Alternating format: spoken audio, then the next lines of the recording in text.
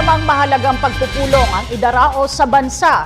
Ito ay ang Asia-Europe Meeting Manila Conference on Disaster Risk Reduction and Management na magbibigay daan sa ating bansa upang mailatag ang mga inobasyon para maibsan ang epekto ng kalamidad at iba pang uri ng sakuna.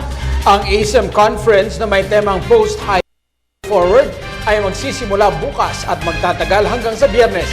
Itatampok din dito ang mga hamon at aral na naranasan ng ating bansa nang manalasa ang pinakamalakas na bagyo noong 2013, ang bagyong Yolanda.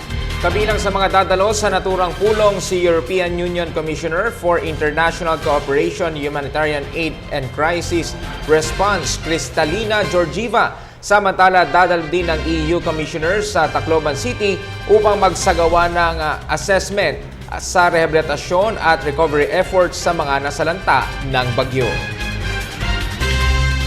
Inihayag ni Philippine Red Cross Chairman Richard Gordon na isang magandang oportunidad ang pagdaraos ng Asia-Europe Meeting Conference on Disaster Risk Reduction and Management sa bansa.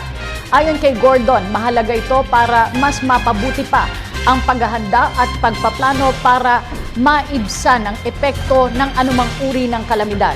Dahil anya sa tindi ng bagyong Yolanda, nakita ng buong mundo na kailangang suriin at pagbutihin pa ang disaster response and recovery plans ng bansa. Obviously, you cannot anticipate everything, but with this conference, we will be able to tell the Europeans, dapat kung mangyayari ito, na-assess na kaagad yung situation and say, France, magaling ka sa tubig. Gagawa ka ng bahay. Germany, ikaw, magaling sa medicine or etc. Or Norway, you have hospital plans. Padala niyo kami dito para magtulong-tulong so we can assign it.